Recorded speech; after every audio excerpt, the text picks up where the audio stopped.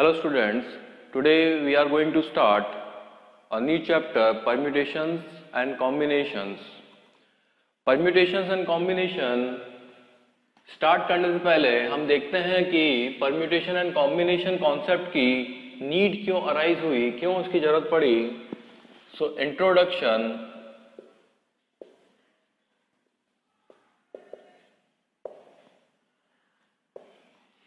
इसको हम एक एग्जांपल के थ्रू समझने की कोशिश करते हैं. लेट्स से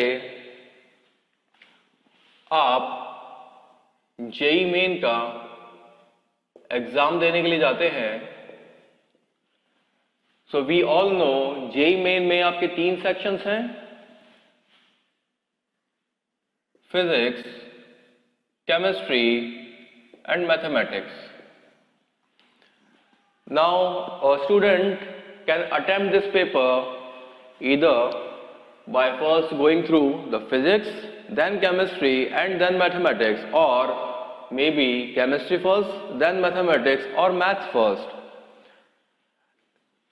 So it depends on individual strength कि आप में से किसी का अगर मैथ्स स्ट्रांग है तो आप मैथ्स को पहले अटेम्प्ट करने की कोशिश करोगे. सिमिलरली किसी का अगर केमिस्ट्री स्ट्रांग है तो केमिस्ट्री अटेम्प्ट करने की कोशिश करेगा, या फिर physics, and so. Let's say we need to find the number of ways, the total number of ways that this JEE main paper can be attempted by a student. So इसका एक rudimentary वे ये हो सकता है कि हम all the possibilities जो भी होंगी उसको लिस्ट डाउन करते चले जाएं, और जितना भी आपका नंबर्स होगा, जितना भी आपका लिस्ट बनेगा, वही आपका टोटल नंबर ऑफ वेज भी होगा. Let's see. First let's see physics. Let's say कोई भी स्टूडेंट आपका पहले फिजिक्स अटेम्प्ट करता है, then chemistry and then mathematics. Let's say second possibility is first physics attempt करता है, then mathematics, then chemistry. Third possibility में बी chemistry, then physics, and then maths. Similarly, chemistry, mathematics, then physics, or maths, physics, and chemistry, or maths, chemistry, and physics. So these are the total 6 possibilities a student can attempt JEE main paper. Now, in JEE main paper, we have only 3 possibilities, 3 sections. So, the rudimentary way of listing all the possibilities is not that large. We can easily list them out. But suppose, अगर आपके JEE main के अंदर 3 sections के जगह आपके पास में 10 sections होते या फिर 20 sections होते, तो उस केस के अंदर सारे के सारे पॉसिबिलिटीज को लिस्ट डाउन करना एक बहुत ही ज्यादा टीडियस वर्क बन जाता. तो वहीं पे आपका परम्यूटेशंस एंड कॉम्बिनेशन का कॉन्सेप्ट काम में आता है. ये एक ऐसा कॉन्सेप्ट है, this is basically a counting technique where you count possible number of ways और arrangement without actually listing all the possibilities. So आपका परम्यूटेशन एंड कॉम्बिनेशन अगर हम एक लाइन में समराइज करें तो दिस इज बेसिकली एक काउंटिंग टेक्निक जहां पे आप पॉसिबिलिटीज को लिस्ट डाउन किए बिना ही टोटल नंबर ऑफ वेज को काउंट करते हो. नाउ परम्यूटेशन एंड कॉम्बिनेशन में जाने से पहले हम कुछ बेसिक और फंडामेंटल प्रिंसिपल्स देखेंगे.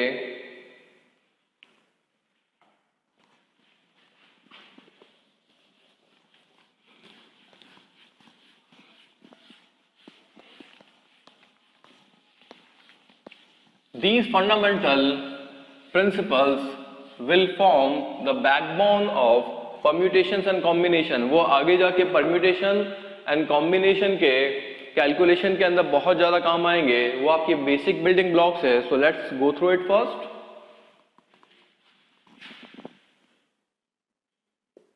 Fundamental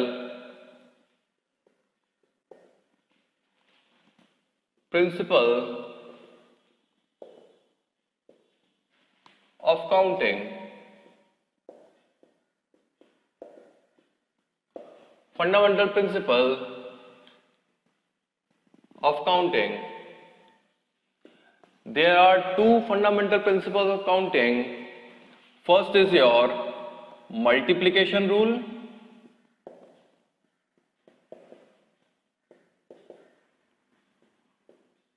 and second is your addition rule.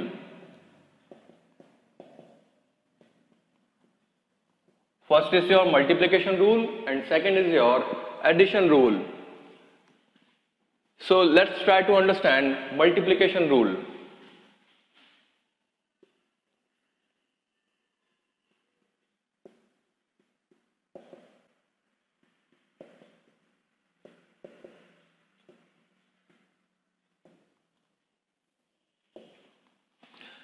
Multiplication rule आपका बहुत स्ट्रेट फॉरवर्ड है. इसको एक एग्जांपल से पहले हम समझने की कोशिश करेंगे और फिर उसको जनरलाइज करेंगे कॉन्सेप्ट को. Let's say you are in Patna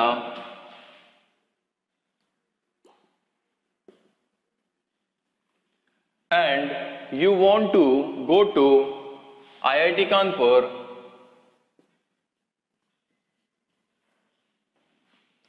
via Lucknow. That means you first need to go to Lucknow from Patna and then IIT Kanpur from Lucknow. Let's say आपके पास पटना से लखनऊ जाने के लिए जो पॉसिबिलिटीज और जो मोड्स अवेलेबल हैं, लेट्स से आपके पास में एक मोड अवेलेबल है कि आप ट्रेन से जाते हो, और लेट्स से बाय फ्लाइट जाते हो, और लेट्स से प्राइवेट व्हीकल से जाते हो. आपके पास में और पॉसिबिलिटीज भी हो सकती हैं, but let's say just for an example कि पटना से लखनऊ जाने के लिए आपके पास में 3 मोड्स ऑफ ट्रेवल्स हैं, ट्रेन, फ्लाइट और प्राइवेट व्हीकल. सिमिलरली लखनऊ से IIT कानपुर जाने के लिए भी लेट्स से आपके पास में just for an example Lucknow से IIT कानपुर जाने के लिए लेट्स से आपके पास में 2 तरीके हैं, ट्रेन एंड बस. लेट्स से इन दोनों के अंदर हम डिफरेंशिएट करते हैं. This is your T1 and this is your T2. सो अगर हम यहां पे लिस्ट डाउन करना स्टार्ट करें, first you started from Patna. Patna से आप लखनऊ जाते हैं तो आपके पास में T1 flight and private vehicle 3 options available हैं. लेट्स से आपने पहला रूट पकड़ा है Patna to Lucknow by train and that is T1.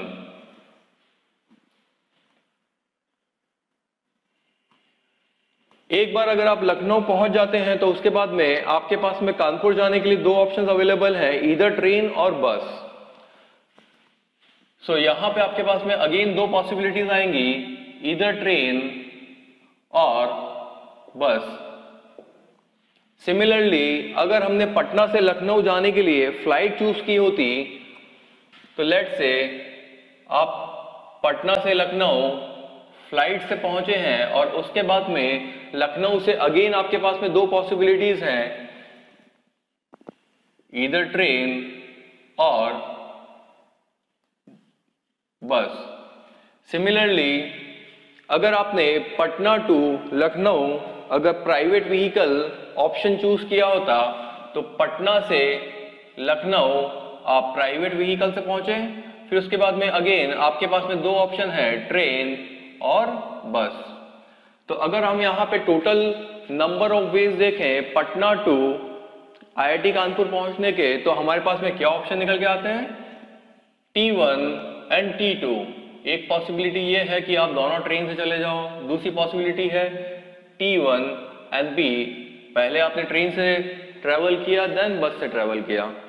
Similarly next possible option है आपके पास में फ्लाइट एंड देन T2 और फ्लाइट एंड बस.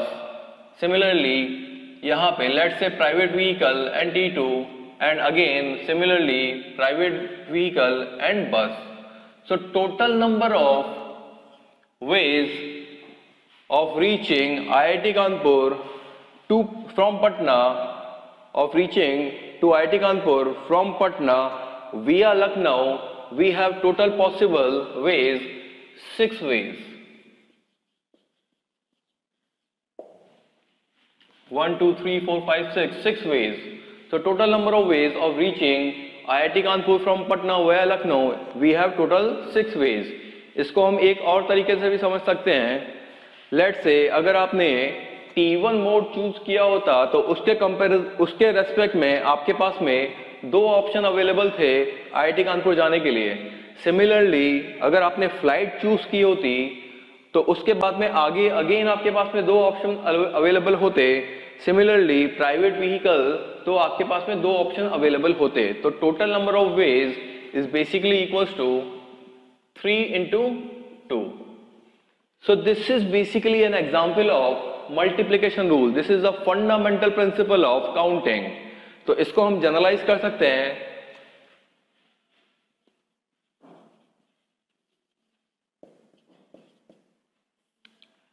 लेट्स से आपका एक ऑपरेशन है, हम इसको नाम दे देते हैं. लेट्स से operation number 1.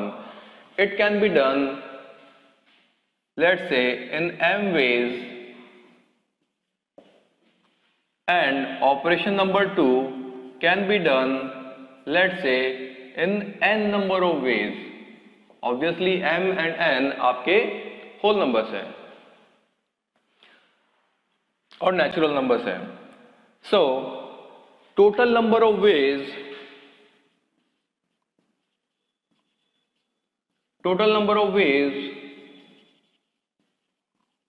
of simultaneous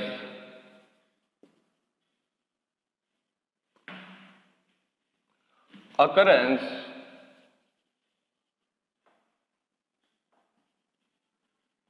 of operation 1 and operation 2 is basically equals to m cross n.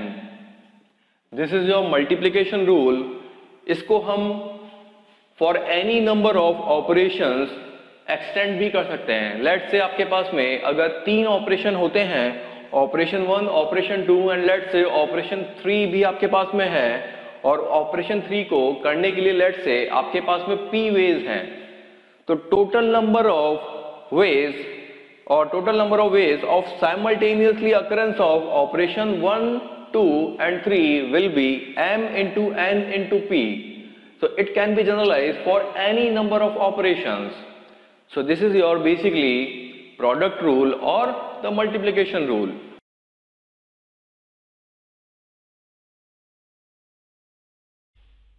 Now addition rule.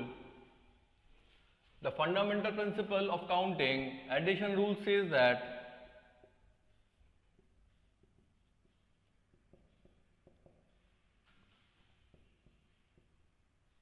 इसको भी हम एक एग्जांपल से समझने की कोशिश करते हैं. लेट्स से आप एक रूम के अंदर हो,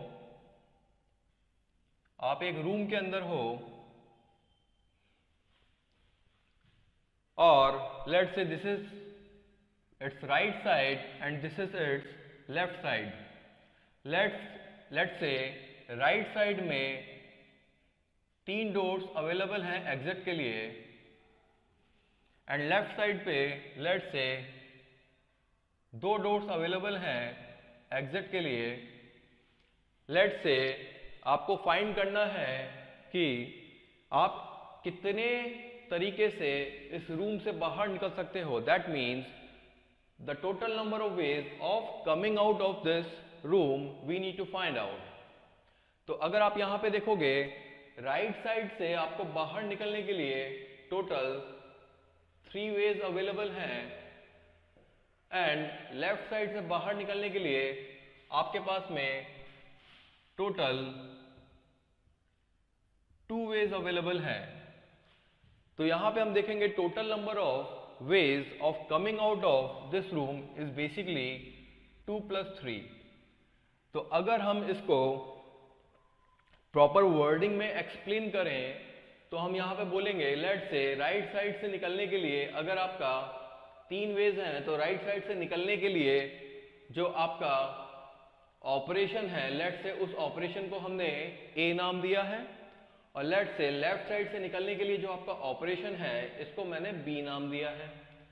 लेट से हमको इस रूम से बाहर निकलना है, तो इस रूम से बाहर निकलना है या तो आप ऑपरेशन ए को काम में लोगे या फिर ऑपरेशन बी को काम में लोगे।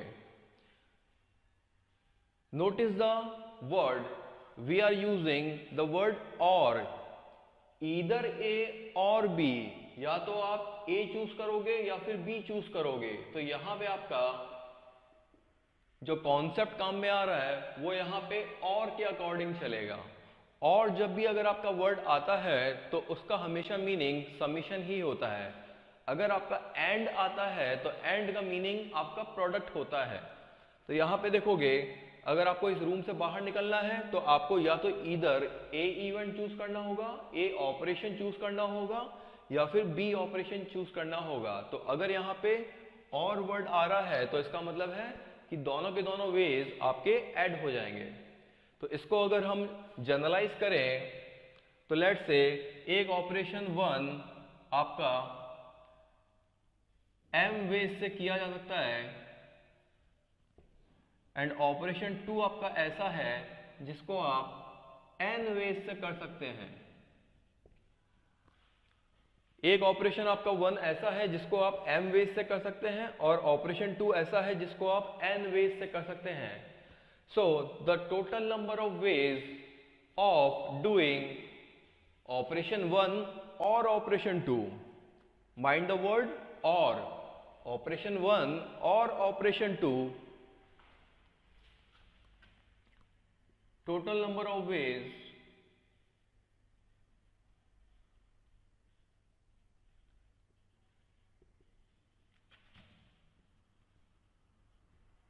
of doing operation 1 or operation 2 will be m plus n। तो ये दोनों के दोनों आपके ऐड हो जाएंगे। तो this is your addition rule, और इस एडिशन रूल को मल्टीप्लिकेशन रूल की तरह ही आप कितने भी नंबर ऑफ ऑपरेशन के लिए एक्सटेंड कर सकते हो। लेट से अगर आपके यहाँ पे 3 ऑपरेशन होते और लेट से ऑपरेशन नंबर 3 को आप p वेज से कर सकते थे, then the total number of ways of doing operation 1 और ऑपरेशन 2 और operation 3 is basically equals to m plus n plus p। This is the addition rule. Now हमने मल्टीप्लिकेशन रूल देख लिया है, हमने एडिशन रूल देख लिया है। नाउ इसके बेसिस पे हम कुछ क्वेश्चन सॉल्व करेंगे ताकि इस कॉन्सेप्ट को और अच्छे से हम अप्लाई कर सकें और इनमें हमको क्लैरिफिकेशन मिल सके।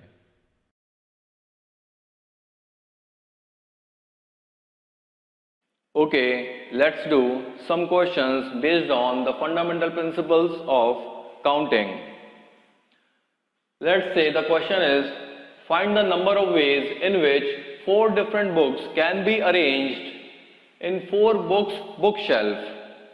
आपको total number of veg find करने हैं सच दैट 4 डिफरेंट बुक्स को आपको एक बुक शेल्फ के अंदर अरेंज करना है, और बुक शेल्फ के अंदर 4 ही अवेलेबल प्लेसेस हैं। तो इस क्वेश्चन को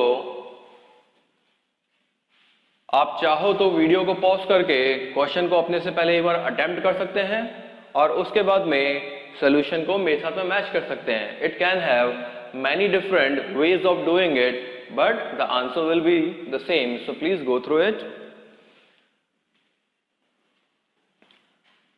So आपको यहां पे एक बुक शेल्फ दिया हुआ है जिसके अंदर 4 बॉक्स अवेलेबल हैं।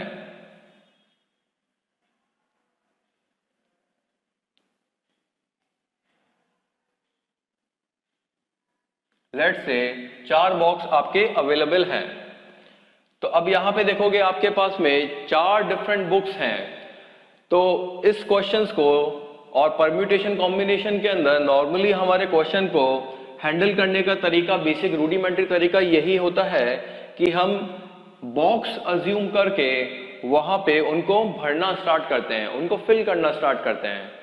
लेट्स से अगर हम फर्स्ट बॉक्स को फिल करना स्टार्ट करें तो आप यहाँ पे देखोगे पहले बॉक्स को फिल करने के लिए हमारे पास में 4 डिफरेंट बुक्स अवेलेबल हैं, मतलब हमारे पास में 4 ऑप्शंस अवेलेबल हैं। So this is basically 4। जैसे ही हमने यहाँ पे एक बुक को प्लेस किया है तो जैसे हमारे पास में 3 बुक्स बचेगी। नाउ 3 बुक्स बची हैं तो बाकी के 3 बॉक्स को वैसे ही भरना होगा। तो सेकंड बॉक्स को भरने के लिए हमारे पास में 3 ऑप्शंस अवेलेबल होंगे, क्योंकि एक बॉक्स ऑलरेडी हम भर चुके हैं, एक ऑप्शन एक बुक हम ऑलरेडी यहाँ पे फिल कर चुके हैं। तो यहाँ पे केवल 3 ही बुक्स बचेगी भरने के लिए, तो 3 ऑप्शंस अवेलेबल हैं। तो this second box can be filled by 3 ways. इसके आगे नेक्स्ट बॉक्स के अंदर अगर हम देखें तो हमारी 2 बुक्स ऑलरेडी फिल हो चुकी हैं, तो हमारे पास में इस बॉक्स को भरने के लिए टोटल 2 वेज बचते हैं, 2 तरीके बचते हैं। और जैसे ही हमने यहाँ पे इसको भी भर दिया है तो 3 बुक्स हमारी ऑलरेडी कंज्यूम हो चुकी है। तो अब यहाँ पे लास्ट बॉक्स को भरने के लिए हमारे पास में एक ही ऑप्शन अवेलेबल है कि जो भी बुक है उसको डायरेक्टली यहाँ पे प्लेस कर दिया जाए। नाउ यहाँ पे फंडामेंटल प्रिंसिपल ऑफ काउंटिंग लगाएंगे। तो फर्स्ट बॉक्स को भरने के लिए लेट्स से हमने इसको ऑपरेशन नंबर 1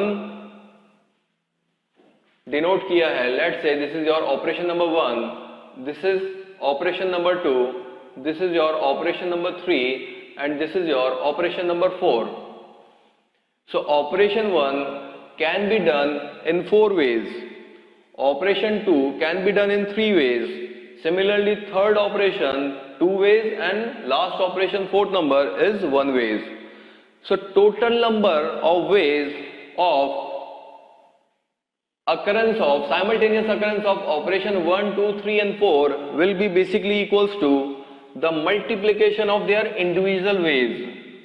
तो अगर हम यहाँ पे निकालना चाहें तो this is basically 4 into 3 into 2 into 1 which is basically equals to 24. So 24 is the correct answer. Now let's come to second question. Second question says that how many 3-digit numbers can be formed using the digits 1, 2, 3, 4, 5 if part A without repetition. Without repetition का मतलब repetition is not allowed. Repetition is not allowed मतलब एक बार अगर आपने कोई digit काम में ले लिए है तो वो डिजिट वापस से आपकी रिपीट नहीं होनी चाहिए। दैट मीन्स आपका जो 3 डिजिट नंबर्स हैं उसकी तीनों की तीनों डिजिट्स आपकी डिफरेंट होनी चाहिए। Part be with repetition. With repetition का मतलब है कि आपके जो 3 डिजिट नंबर्स होंगे उसके अंदर सेम डिजिट 2 बार या 3 बार भी आ सकती है।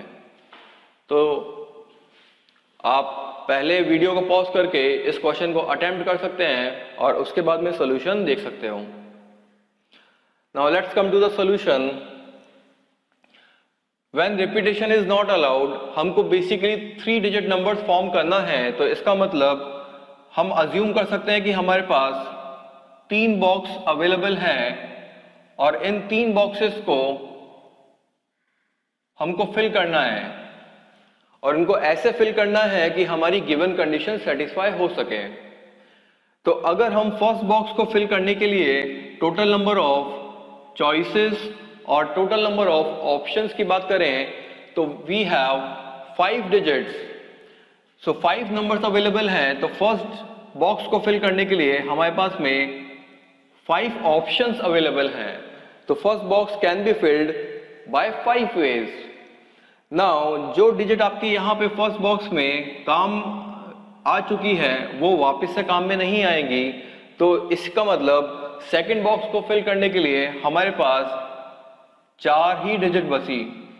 तो सेकंड बॉक्स को फिल करने के लिए हमारे पास 4 ऑप्शन बचे हैं।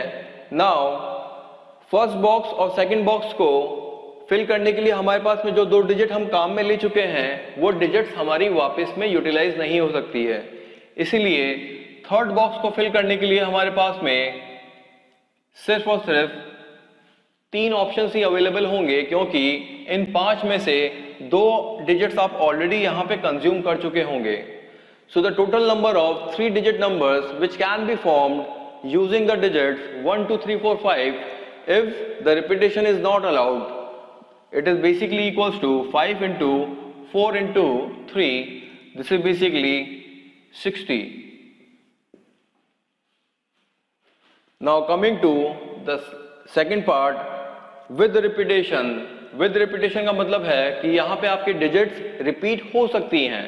रिपीट हो सकती है मतलब 3 डिजिट नंबर में आपकी जो डिजिट्स होंगी वो आपकी सेम भी हो सकती हैं. हो सकता है कि एक आपका 2 बार रिपीट हो रहा हो सकता है कि आपका एक आपका 3 बार रिपीट हो रहा हो. ऐसे ही आपके 2, 3 और 4 और 5 के लिए भी हो सकता है. तो अप्रोच हमारी सिमिलर ही रहेगी. हमको अगेन 3 बॉक्सेस फिल करने हैं और उनको ऐसे फिल करना है कि हमारी गिवन कंडीशन सेटिस्फाई हो सके. गिवन कंडीशन क्या है हमारी? रिपीटेशन अलाउड है.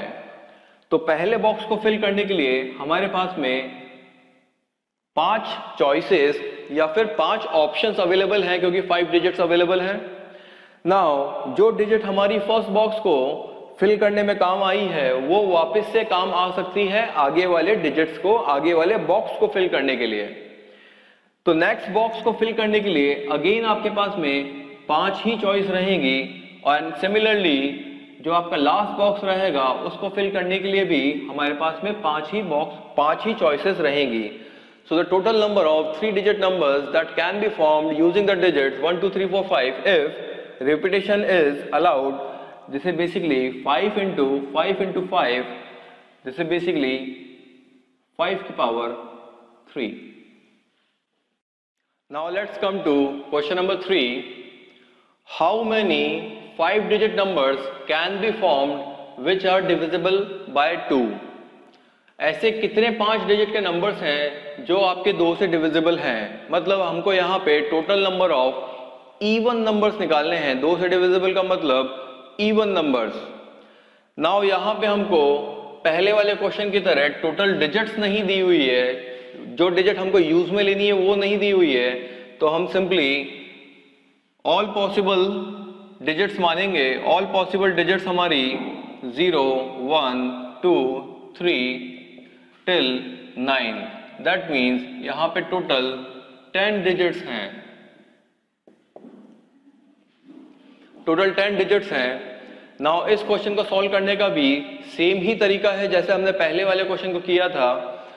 यहाँ पे हमको 5 डिजिट नंबर्स बनाना है तो इसका मतलब हम यहाँ पे 5 बॉक्सेस अज्यूम करेंगे और उनको फिल करने की कोशिश करेंगे जो साथ ही साथ हमारी गिवन कंडीशन को भी सेटिस्फाई करता है.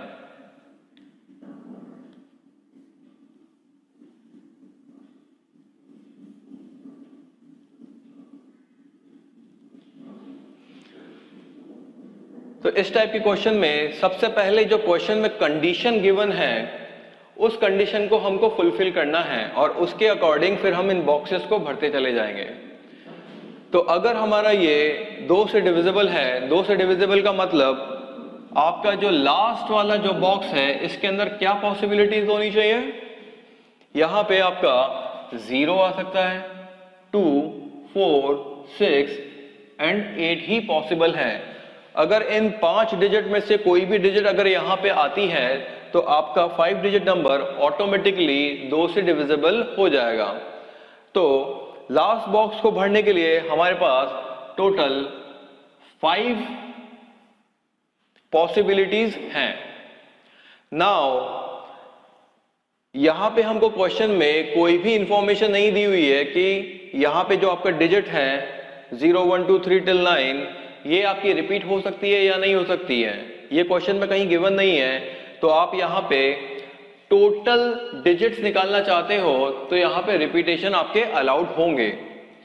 तो आप यहां पे देखोगे लास्ट वाला बॉक्स आपका 5 तरीके से भरा जा सकता है. तो यहां पे जो डिजिट काम में आई है उस डिजिट को आप अगेन दूसरी जगह भी काम में ले सकते हो. नाउ अगेन इस क्वेश्चन में जो कंडीशन गिवन है आपको सिर्फ 5 डिजिट नंबर्स ही फॉर्म करने हैं. तो आप यहां पे देखोगे फर्स्ट वाले बॉक्स में अगर आपका 0 आता है तो वो आपका 4 डिजिट नंबर के अंदर कन्वर्ट हो जाएगा. तो इसलिए फर्स्ट बॉक्स के अंदर आपका 0 नहीं आना चाहिए. तो अगर 0 नहीं आना चाहिए तो आपके पास में फर्स्ट बॉक्स को भरने के लिए टोटल 9 पॉसिबिलिटीज बचती हैं। नाउ द सेकंड बॉक्स, इसको भरने के लिए हमारे पास में कोई भी कंडीशन नहीं है, तो इस बॉक्स को भरने के लिए टोटल पॉसिबिलिटीज 10 है, क्योंकि यहाँ पे रिपीटेशन अलाउड होंगे। सिमिलरली थर्ड बॉक्स को फिल करने के लिए भी 10 एंड लास्ट बॉक्स को फिल करने के लिए भी 10 पॉसिबिलिटीज आएंगी। Now the total number of veg or the total number of 5-digit numbers that can be formed which are divisible by 2 is basically 9 into 10 into 10 into 10 into 5. That means 9 into 5 into 10 की power 3. That means 45,000. Now let us look at the question number 4.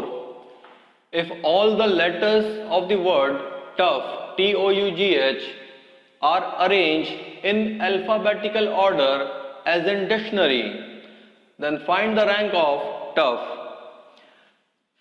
If all the letters of the word tough, अगर आपके T-O-U-G-H, tough के जो 5 letter हैं, इनको अगर हम alphabetical order में अरेंज करें जैसे हम डिक्शनरी के अंदर अरेंज करते हैं। नाउ जब हम डिक्शनरी बनाते हैं तो डिक्शनरी में हमारे पास में टोटल 26 अल्फ़ाबेट्स रहते हैं और उनसे जो पॉसिबल वर्ड्स फॉर्म होते हैं उसको हम अल्फ़ाबेटिकल ऑर्डर के अंदर अरेंज करते चले जाते हैं। नाउ 26 अल्फ़ाबेट की जगह हमारे पास सिर्फ 5 अल्फ़ाबेट्स अवेलेबल हैं और वो अल्फ़ाबेट हमारे पास T-O-U-G-H ही अवेलेबल हैं।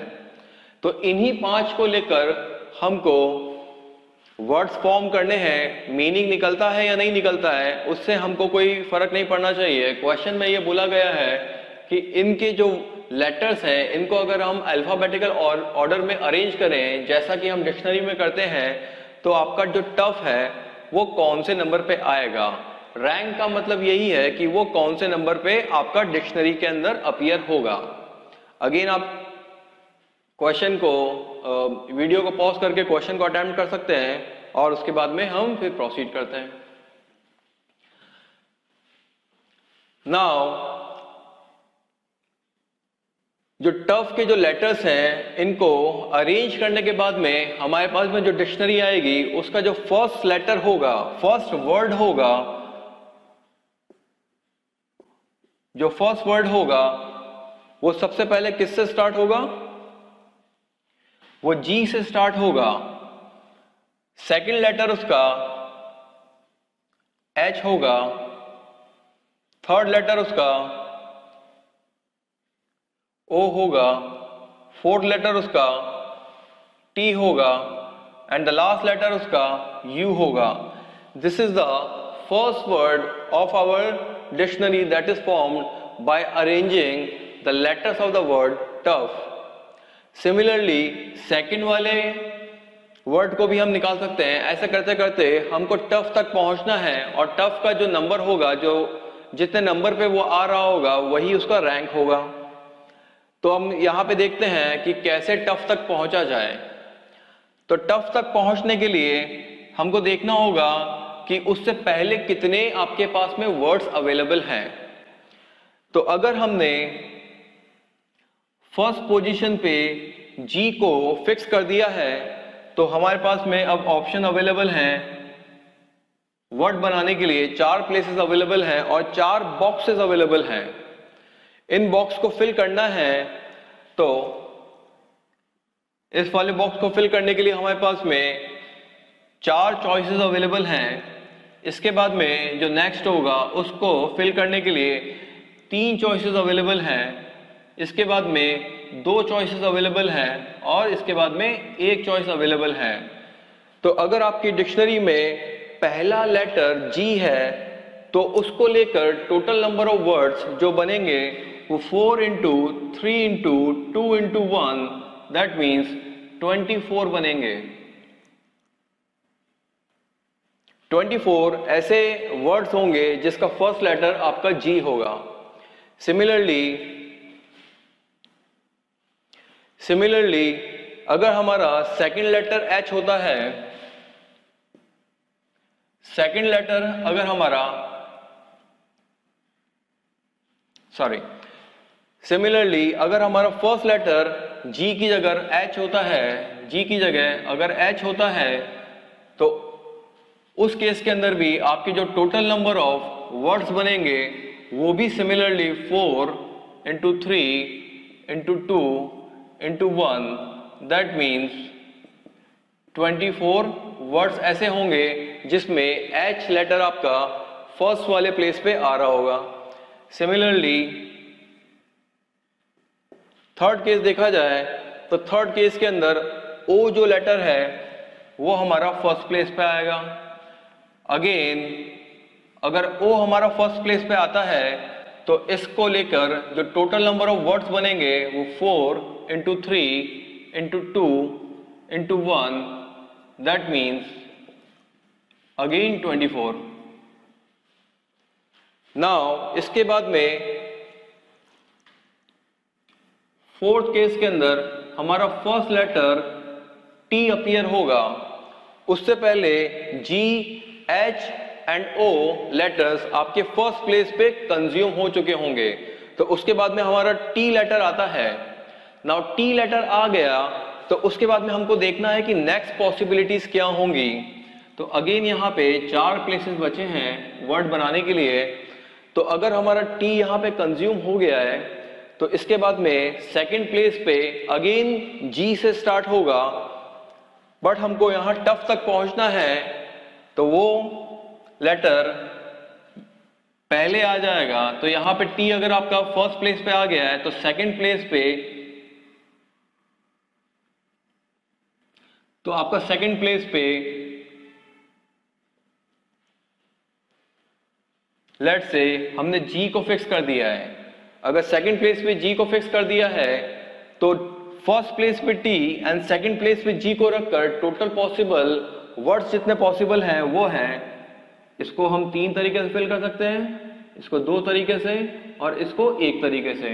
तो this is basically 3 into 2 into 1, that means 6। Similarly अगर हमने फर्स्ट प्लेस पे T को फिक्स किया है और सेकंड प्लेस पे G के बाद में आपका आएगा H, लेट से हमने H को फिक्स कर दिया है, तो फर्स्ट लेटर आपका T एंड सेकंड लेटर आपका अगर H होता है तो उस केस के अंदर टोटल नंबर ऑफ जो वर्ड्स होंगे वो again 3 into 2 into 1, that means 6। इसके बाद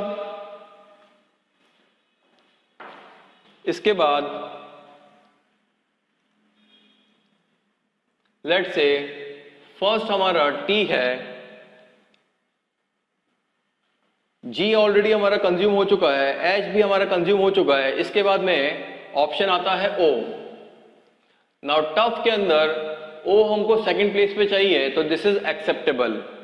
इसके बाद में जो third, fourth and fifth position है इसके लिए हम देखते हैं, तो अगर यहाँ पे G आता है तो इसको लेकर जो total number of words possible है वो 2 into 1, दैट मीन्स 2 पॉसिबिलिटीज और 2 पॉसिबल वर्ड्स बन के आते हैं, बट G हमको नहीं चाहिए तो इसलिए हमको आगे मूव करना होगा। लेट्स से T आपका यहाँ पे आता है, सेकंड O आता है, इसके बाद में H आएगा।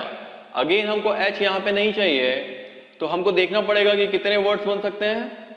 यहाँ पे अगेन 2 और यहाँ पे अगेन 1 बन सकता है, तो 2 into 1, दैट मीन्स 2। इसके बाद में लेट से T आपका फर्स्ट पे आ गया, सेकंड O आ गया, G कंज्यूम हो गया, H कंज्यूम हो गया,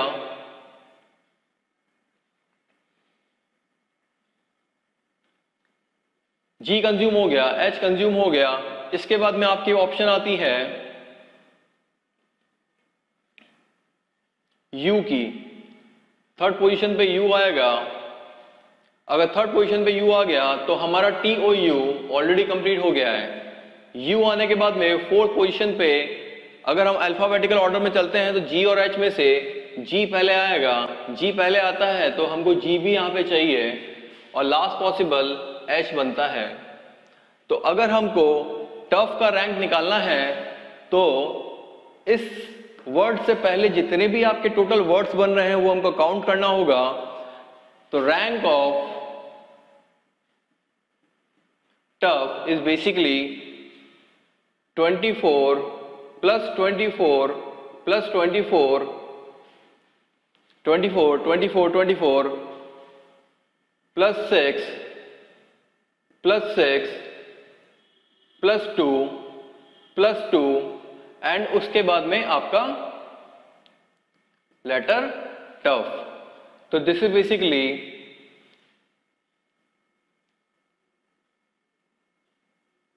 89।